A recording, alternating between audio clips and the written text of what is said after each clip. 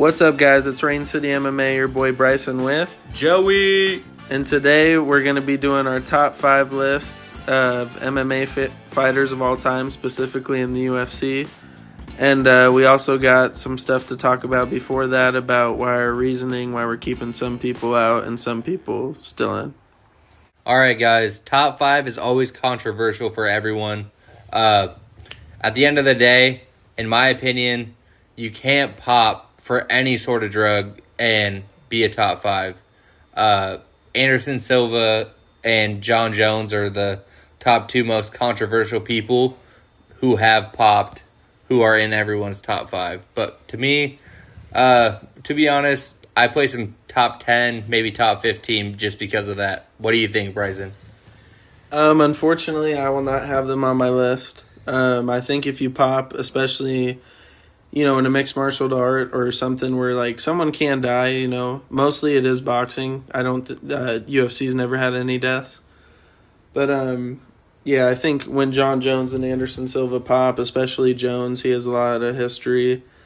Messed up UFC 200 against Cormier. Anderson Silva had to come in on short notice. Messed up again against Cormier when he was ready. And, Cormier fought him at 39. I think John Jones was 27 at the time. I give Cormier a lot of respect for that. And, Jones is a cheater, so I can't have him. And I can't have Anderson Silva. As much as they're great, their talent is amazing. And what they did in the ring is amazing. But I think if you cheat, you can't be on my list or top 10. So here's our top 5. At my 5, guys, I definitely got to have a women's fighter. Everybody thinks Nunes, but honestly, at this point, I got to think Shevchenko. She beat Yura Jacek.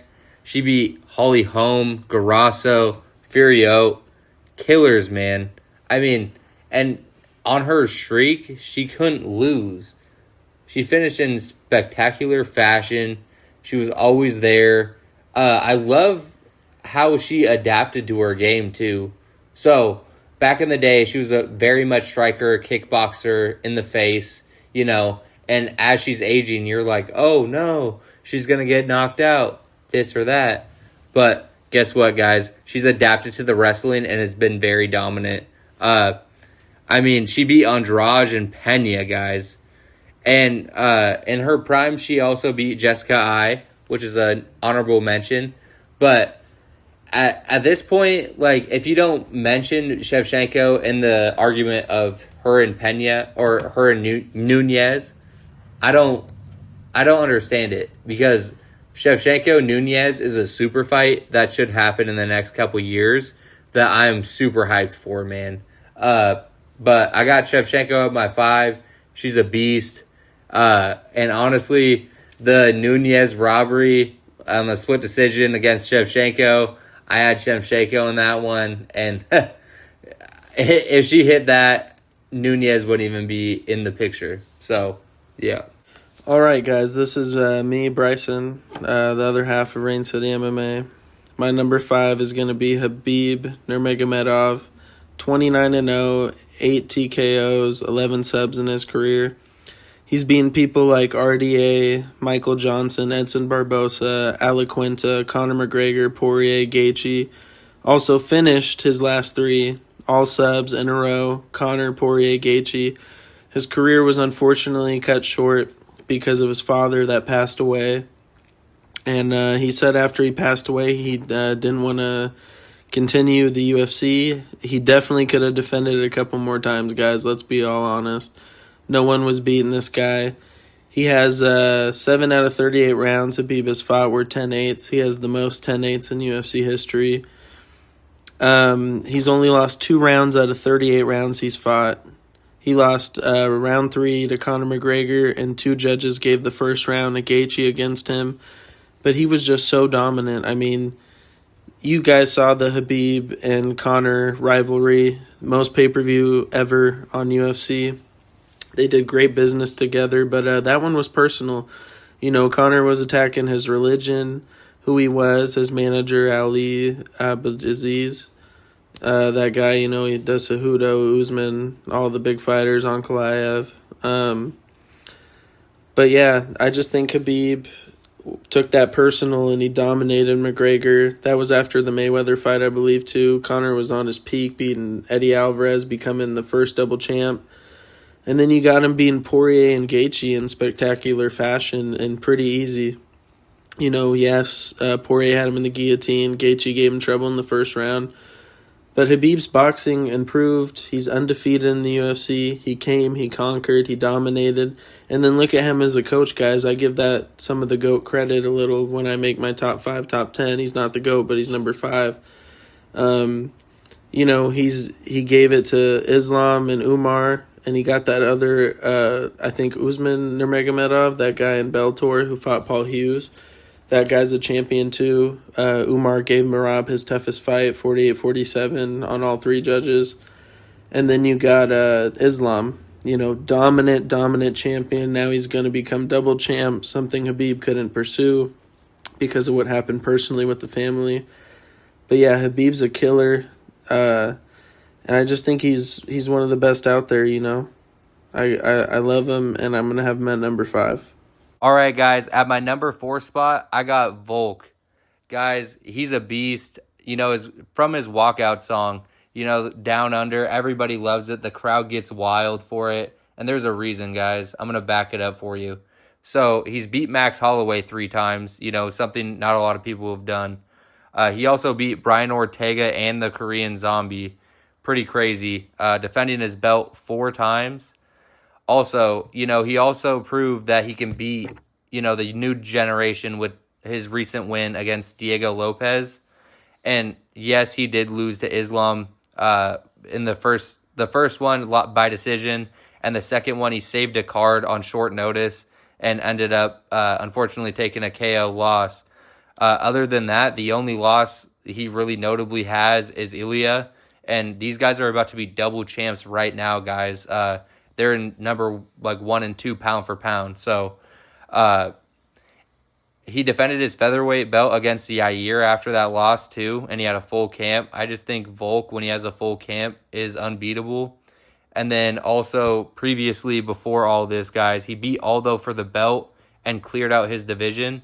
And he was also still number 1 pound for pound after the Islam loss, which is crazy. So Volk's at my number 4. So my number 4, Joey just went with Shevchenko. I'm going Amanda Nunes. She's the only woman to become a 2-division champ. I believe in bantamweight and featherweight for women's. She's had killer competition. She fought Shevchenko to a decision. Subbed Misha Tate at UFC 200, I believe was the main event, because of the John Jones Cormier situation. So Cormier Silva moved to the co-main. Shevchenko and Misha Tate were the main, and she subbed her, in spectacular fashion. Knocks out Ronda Rousey.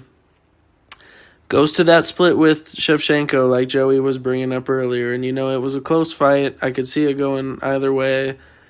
I get the Shevchenko side, I get the Nunes side, but once again, Shevchenko's the only one to never... Well, some girls weren't finished, but she went twice with Nunes, so she is tough as hell. I'll give Joey that. Probably the second greatest women's fighter, in my opinion. But then you had her finish Pennington, Cyborg, Holly Holmes in a row. Amanda Nunes is a freak of nature. She's coming back too, which is phenomenal.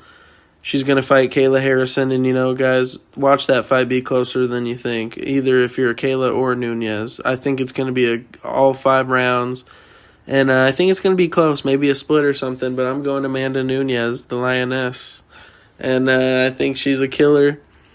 And, she also finished off, I know she lost to Pena and kind of quit that fight. People will give her crap for that. But then she dominated Pena in a decision the next rematch, and then her retirement fight against Aldana dominated 50-44, 50-44, 50-43. She's a killer. So, yeah, Amanda Nunes is at my number 4. I love her, and I think she's on the Mount Rushmore. All right, guys, at my number 3 spot, I got Demetrius Mighty Mouse Johnson. Guys, we're from Washington. We love our boy Mighty Mouse. His fighting style is crazy. His striking, he has clean, efficient Muay Thai, incredible timing, angles, and his footwork is immaculate. His grappling is next level, He has elite jiu-jitsu and scrambles. Guys, I know we've all seen that flying armbar. Best submission UFC history, in my opinion. His fight IQ is one of the highest fight IQs I've ever seen. He's leading opponents like a chess master. Guys, he's out here, switching stances, knowing what his opponent's going to throw, taking him down and just dominating him, or hitting him with a 1-2 and just taking him over. Reminds me of like Marab before Marab. He also is the first UFC flyweight champion after defeating uh, Joseph Benavidez, 11 consecutive title defenses, which still runs to this day. Uh, Scored one of the greatest submissions, like I said. Dominated his division for 6 years, clearing out everyone. And his legacy is just unmatched. He's one of the best to ever do it, guys, and I got him at my top 3. All right, guys. So now I'm going to tell you my number 3. So far, I got number 5, Habib. Number 4 is Amanda Nunes. And now number 3 is one of my favorites. Personally, probably my favorite out of all of them. It's the boy DC, Daniel Cormier. Double champ, guys. Double champ status. There's only been a couple, a little more than a handful, but it's still really tough to do. He's the only one, though, to defend both belts. Come on, guys. He knocked out Stipe, and then he defended the belt against Lewis, and he got that wrestling going, subs him. I love it from DC. Yeah, you can give him shit. His only 2 losses, or his 3 losses. He lost to Jones, and then lost to Stipe twice. Arguably Jones twice when he got knocked out though, but then he popped. We know about that. Stipe, that last one was tough. Even DC said he should have retired in that retirement fight against Stipe, but he said I was gonna keep fighting as long as it was for a championship belt, and he knew that would be his last opportunity. Got eye poked though real bad. Everyone knows about that. Stipe had one of the dirtiest eye pokes on DC. His eye was messed up. But some of his just accolades is, beating Rumble Johnson twice. I believe finished him both times. Knocked out Stipe, sub Derek Lewis, beat Anderson Silva at UFC 200. We know he should have fought John Jones on that one, but this is why John Jones isn't on our list, because he does things like that, ruins events, gets popped, and does stupid stuff, I can't stand him, I'm sorry. Other notable wins of DC is Frank Mir, Roy Nelson, Pat Cummings, and Dan Henderson. I mean, you just look at DC's accomplishments and only, double champ to defend both belts, especially at light heavyweight and heavyweight at his era.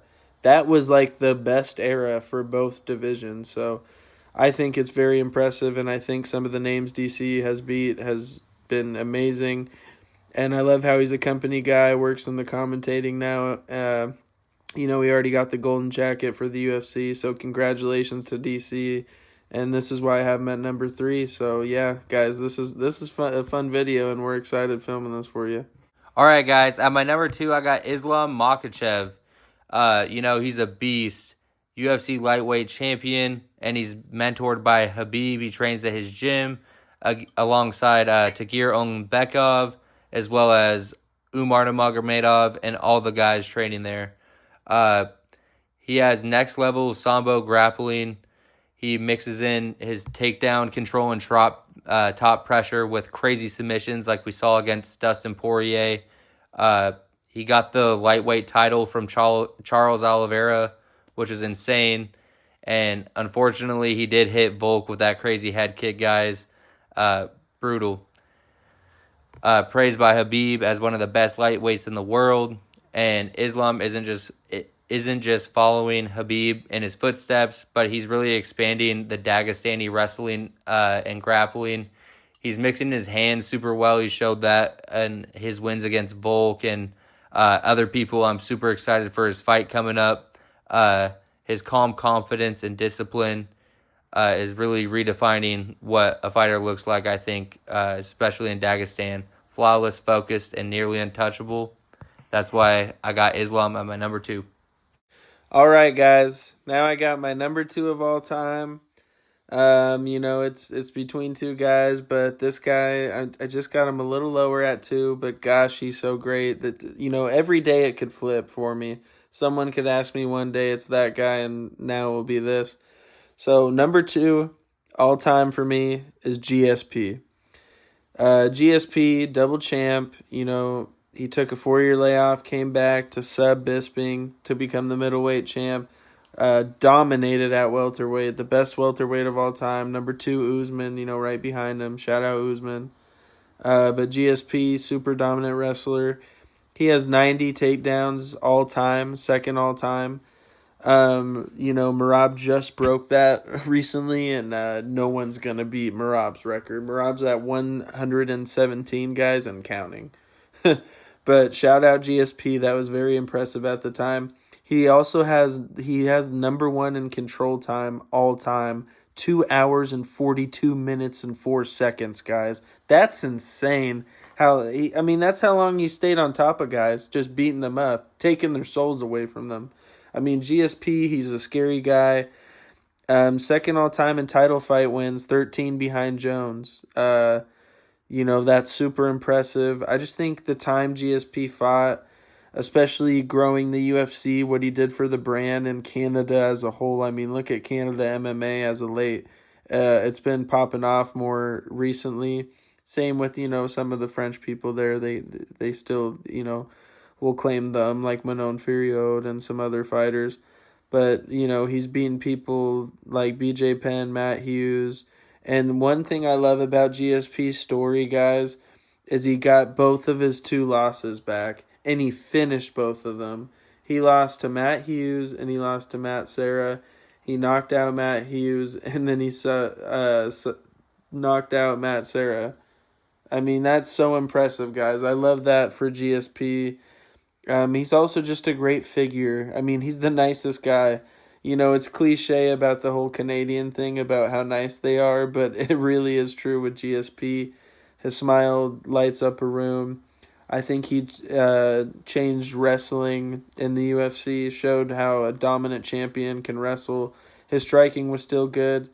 And shout out GSP as my number two. I love him. And you guys, I'm excited for you to see who number one is. But now it's time for Joey. All right, guys, coming in at my number one, I just got back from UFC Canada.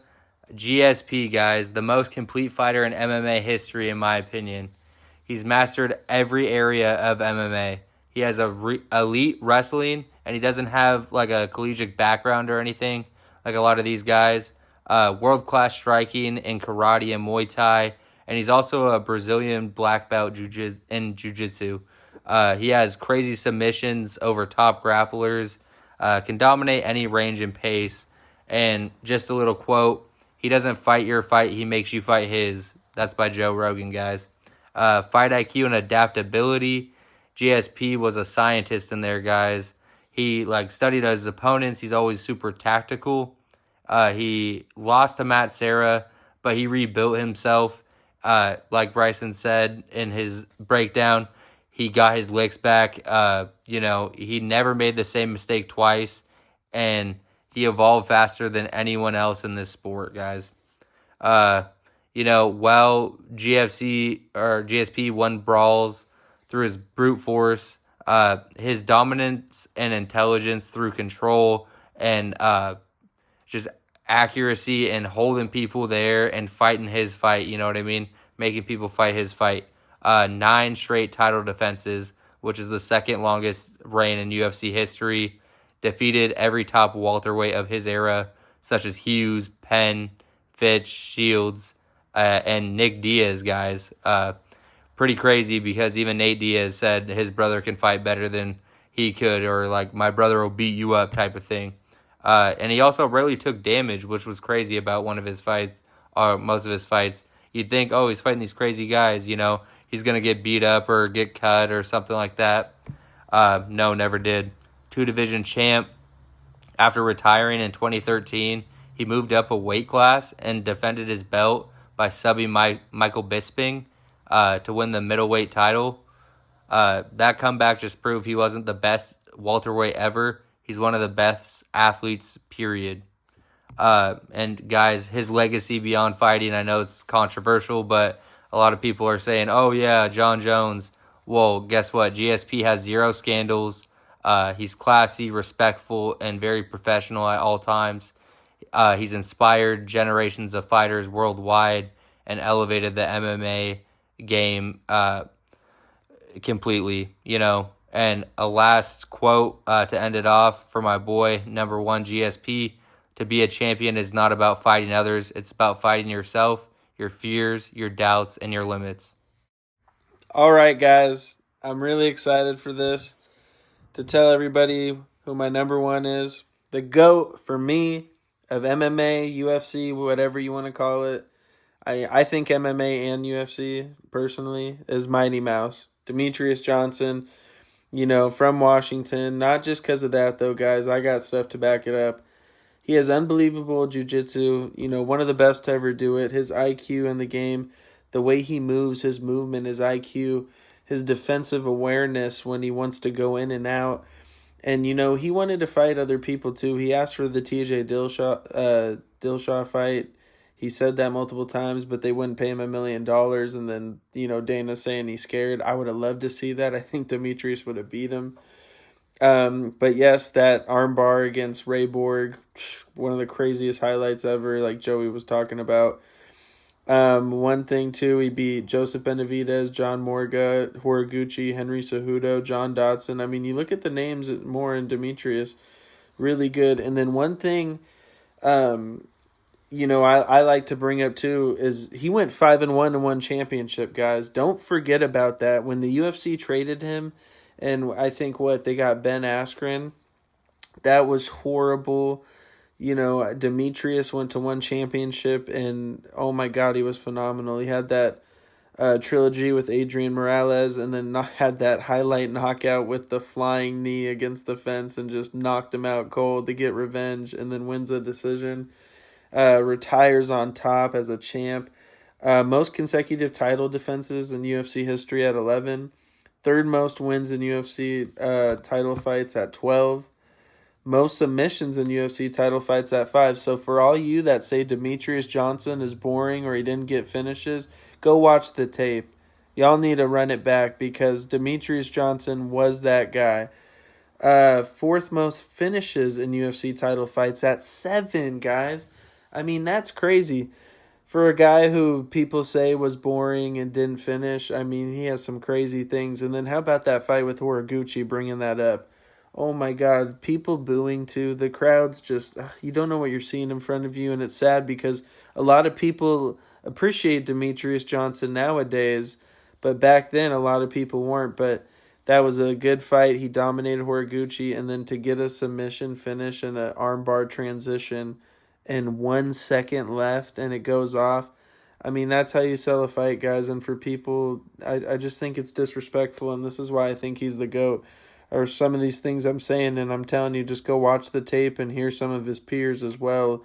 Plenty of praise. I wish I had some quotes in front of me, but Demetrius, in my opinion, is the GOAT. And this was a fun one filming for you.